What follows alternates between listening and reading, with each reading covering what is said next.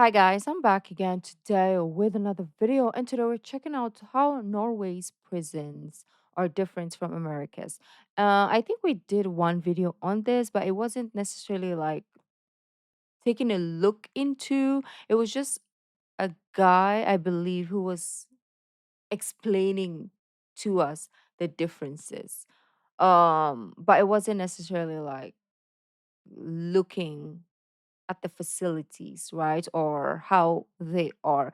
So I'm really curious since the guy that we watched way back when um describe it as like this rehab facility rather than a cell that you go and perish and rot and um you know and it's just so bad. But I do like I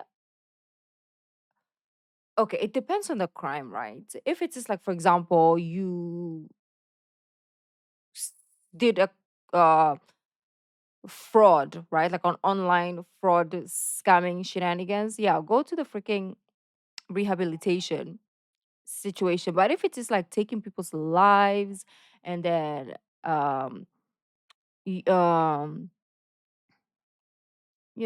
graping people, I don't want to say the word, so let's put a G in front of it.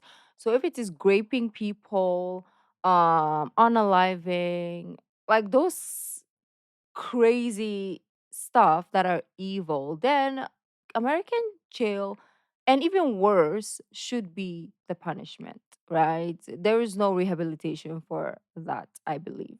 That is my stance. I don't know about you. Let me know down in the comments. But then there is an argument also that what if you are falsely accused? Yeah, that is where it's really sad. Yeah, I know I say harsh things, but then when you think about those innocent but then falsely accused who go through the punishment that they don't deserve, it's okay. Let's just give rehab to everyone, I guess. Let me know your stance, guys. It's a hard topic, actually. Staying in a maximum security prison is not a normal life, but that's also an ambition to reduce the feeling of being in a prison as much as possible. And in here you have my cell. So I have DVD and movies from there. The basic question that we ask ourselves in Norway: what kind of neighbor do we really want? Because they could move into my neighborhood and they could move into your neighborhood. So I think this is an important question to ask ourselves, really. That should have an influence on how we work inside prisons.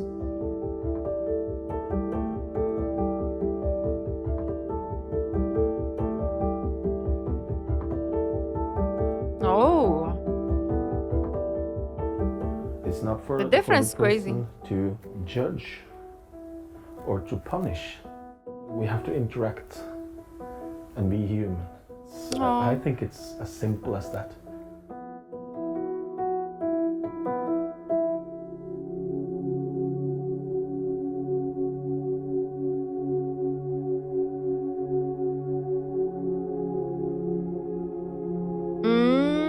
I see.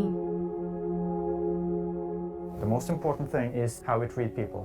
This is the four key elements that I would like you to remember. The principle of normality, the focus that we have in Norway on humanity inside prisons, what we call dynamic security, and the emphasis that we put on reintegration into society.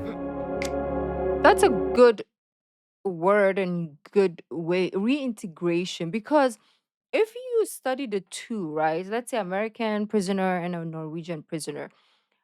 This is the lifestyle of an American prisoner. There's no integration to normal society. So let's say they went in at age 16, right? I don't know what is the age, but even juvie, let's say they were in juvie their whole teenage life, and then they go to prison when they're an adult, and then they go out of this society when they're like, let's say, 30s or 40s. They don't know how to integrate into society, and they're not going to have jobs. It's not easy for them to get jobs, so it's kind of hard, and that leads to them going back and committing crimes so that they can go back to jail because that's all they know, right? But if you are treated normally and you have that knowledge of integration to normal society, then when you go out, it's unlikely that you're going to commit crimes again because you are part of a society that accepts you, right? I don't know, but that's what I think. Emphasis that we put on reintegration into society.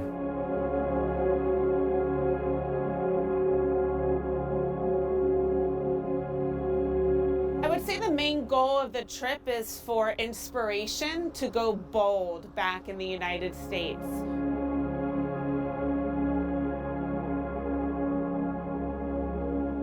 Let's talk a little bit more about Halden then. How do we work and what are the unique things about us?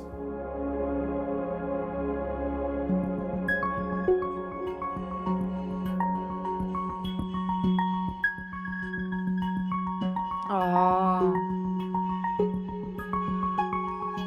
And in here you have my cell. So I have DVD and movies from there. Here we have a real toilet with a shower and everything.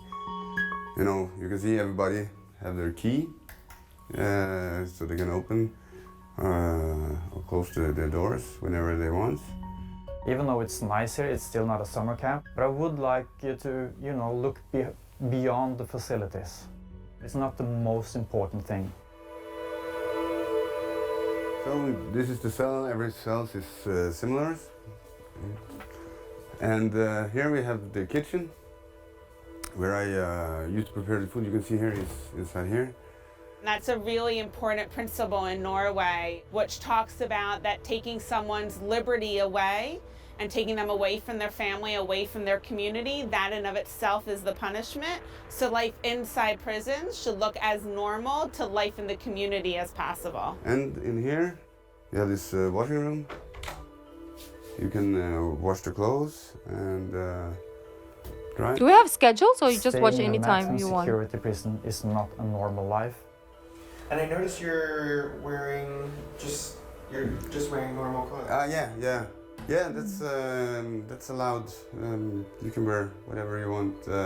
But that's also an ambition, to reduce the feeling of being in a prison as much as possible. That's the normality principle. How you can normalize the correctional setting for individuals to transition out. Bigger challenge in our system, but definitely something to think about. The commissary, the stores, where an individual actually gets to go to a real store and pick out commissary items. What do you mean a real store? Oh, they have... Adds to the normalization.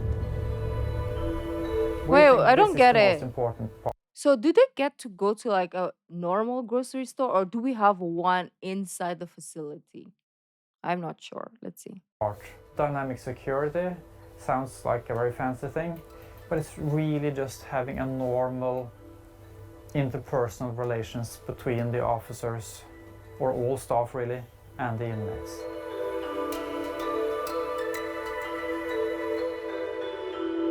Contact officer. Every inmate has a primary contact officer, and every officer had have 2 or 3 inmates that he is the contact officer for.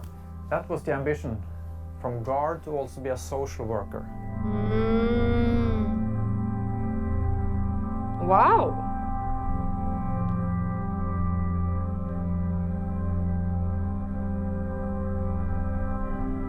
The main subjects at the academy: ethics, psychology, communication technique, criminology, law, human rights. Of course, they do learn self-defense, they do learn extraction techniques, they do learn to work as a team, but that's not the major components. It's about how do you treat people respectfully. My family always think that I just play games, because that's why I like very much to play games. So I often play cards and stuff with inmates. I know in some states it's forbidden and will have consequences for you if you interact with inmates as a staff member. Quite the opposite here. We expect and demand an interaction between staff and inmates. It's kind of friendship with someone, and to see the progress and see the changes, that's the best with the job. The contact officer is, for example, sitting down with you and making you a future plan. So what for steps by steps to become a free man. From day one. Yeah. So the officers need to know everything about the system and give advice to the inmates about, you know, the future, what steps should he take.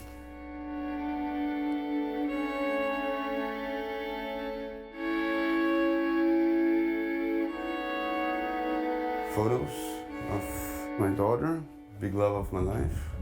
I've been here for 1.5 years. I wonder what but you did. I was transferred from a prison in Brazil. You can compare that to come from hell to heaven. So it's a big difference. The guards, first of all.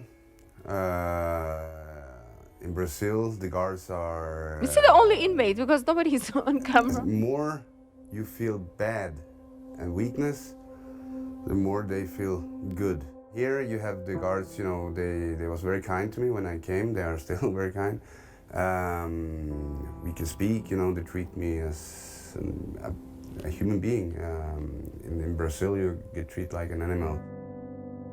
I've been working here since the opening in 2010, and I've been working in other prisons before that also.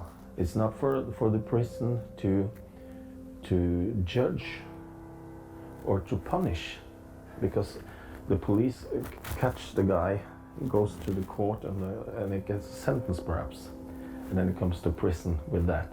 We have to interact and be human. I think it's as simple as that. It really is, because we can. Okay, I have a create- question though. The people in this prison, are they people who have done horrible things? And if not, how will their attitude be? Like, for example, there is this serial, you know, unaliver. What happens? Or are they also going to go to this prison? That is something I want to know. If you know the answer, let me know down in the comments. Maybe if there's a video, link it down so that I can check it out. Thank you. Let's go back a bit. We can create walls between us, but that doesn't help anything. We have to communicate, we have to interact. Without approaching people with respect and dignity, it's impossible to sit down the next day and talk about his future, because he will not have any trust in you. So in order to, you know, work well with reintegration and future planning, etc., there has to be, you know, a foundation there of trust between the staff and the inmates.